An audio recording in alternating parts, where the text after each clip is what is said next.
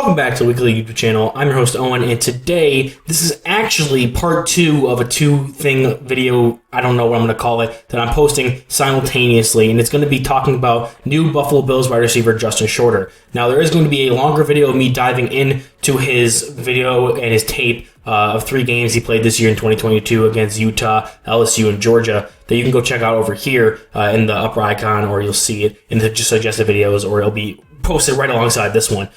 So if you want to go check out and see what kind of player he is on film and see me break down his film and explain why I believe the things I believe that I'm going to talk about in this film, why I think he's probably one of the biggest steal draft picks that Brandon Beane has taken, not only this year, but in a long time, and one of the most important draft picks Brandon Beane has taken. You can go check that out. If not, just stay for the rest of this video, and I'll explain why I think what I think he's going to be doing for the Bills offense this year and moving forward.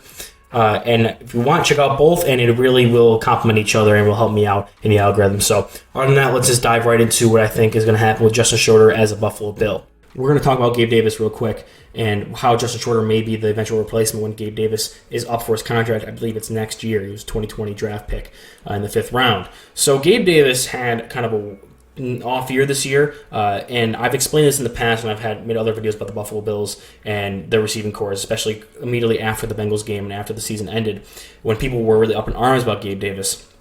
And I've said since day one that he was never going to be our number 2 receiver. People always thought it'd be a 1-2 punch between him and Diggs. But with the way the Bills run their offense, they really like having that guy who could be like the short area route running kind of specialist on the outside to pair up with Diggs, so they don't have to constantly flip the formation, have Diggs go cross to cross. They can just say like, hey, Emmanuel Sanders, hey, John Brown, you guys can do similar things that Diggs can. Go ahead and win with the routes, or he's going to flip the play and have Gabe Davis be that true number 3 receiver whose job is to be the deep threat, be that player who has the route that Josh Allen peeks at or at the beginning of the play or reads before the play, pre-snap, with how the coverage is. Like, okay, this deep post is going to be open, or this deep 9 route on the outside is going to be open. Go down there, use your size, use your 4.5 speed, truly, and use your ability to make some good catches and track the ball and get some big plays. So that's the role Gabe Davis always excelled in. This year, they tried to have him be that more number 2 guy who can be the route runner to complement Diggs, and then have somebody else step in and be that downfield threat 3rd wide receiver role. Clearly, that didn't work. Gabe Davis had a 50% catch rate. He was really terrible in the short to intermediate game, but he was still good in the deep games. Like, you remember the Pittsburgh Steelers game, he had big plays. He had like 200 yards and 2 touchdowns. It was insane. And with the Chiefs game in the playoffs 2 playoffs ago, when he had a bunch of deep passes that went for touchdowns, he works best as a downfield threat who can use his size and route running abilities in full speed and tracking ability to be that guy. He's not going to be your short to intermediate route runner to complement Diggs on the opposite side of the formation. That's what Davis succeeds at, and that's where they're going to use him hopefully again this year, now that they brought in, or they're hopefully going to have season up Khalil Shakir and have some other guys that will be able to take over that role and be that route runner like Gabe Davis, really fit into that one mold that he does well. And now you can kind of see where I'm going with Justin Shorter here. When Gabe Davis is up, and because he had really consistent production of around 800 yards and probably 6+ receiving touchdowns a season, I can't remember his stats off the top of my head, someone's going to sign him, especially after he had some big televised games where he showed out in front of a national audience. Teams are going to want to bring him in and see if they can make him their number 1 or even their number 2.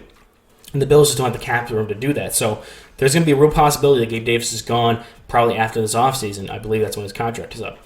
So you bring a guy like Justin Shorter, who succeeds in all the areas that Gabe Davis succeeds right now as a number 3 receiver. He succeeds downfield. He's a bigger-bodied guy. Not the fastest, but still like 4.5 speed. He ran a 4.55. Really good at ball tracking, has good hands, and he does his best route running when he's attacking downfield and moving in speed and in space without having to do stop-start, short to intermediate stuff.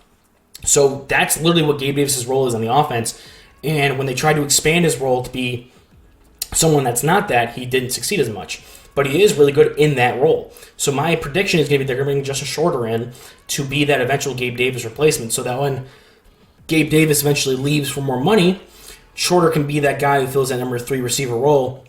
Now, they'll still need to fill in that opposite side route running number 2 guy, but it's never going to be like a true number 1, number 2, number 3. Number 2, number 3, like Gabe Davis and whoever they have this year, and then eventually Justin Shorter, whoever they have next to him that year, they're going to be like the collective second receiver. One of them will be the second read on every play. Josh Allen will always look for that deep ball. It's just who he is. So Justin Shorter is going to come in and be able to do what Gabe Davis does well right now and struggle in the same areas that Gabe Davis struggles, but he's going to be a cheap replacement for Gabe Davis once he leaves. Gabe Davis has shown he can't be that guy who they wanted him to be this past year, and Justin Shorter probably isn't that guy either, but he can be the guy that Gabe Davis is providing for the Bills right now. So I think it's a really smart pick for them, really grabbing Shorter in the 5th round because, like I said, he has those deficiencies in his game, but because they're going to have a Gabe Davis-sized hole in their offense in that 30 role, that number 3 deep threat role in the very short future, that's what Shorter does the best. They grabbed him, and he fell because he couldn't really complement or do the rest of the stuff we talked about. So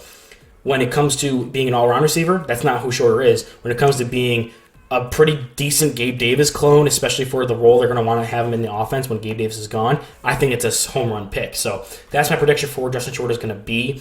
I doubt he's going to get to see a lot of play this year, unless there's an unfortunate Gabe Davis injury. I really just don't think he fits anywhere else. Maybe in a 4 wide receiver set, but they're going to want to run a lot more 12 personnel with the 2 tight ends with Kincaid and Knox now. So don't expect Shorter to really put up big numbers in his rookie season, but next year, I think the year 2 breakout is going to be big time for Justin Shorter if he can make the team. So that's my prediction for Justin Shorter's role on the Bills' offense, where I think he fits, how I think he's going to be their eventual replacement for Gabe Davis.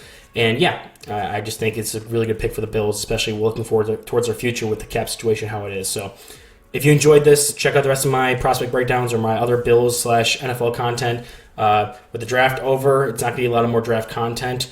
But I am going to be able to push out some more content now that my school is over. So even though it's not going to be draft-specific content, it's going to be football-related, whether it's some fun stuff or looking back at old players and try to do some retroactive scouting, things like that. Go ahead and check that out. And I'm excited to get into summer scouting in a couple months anyway. So thank you guys for watching, and I'll see you guys in the next one.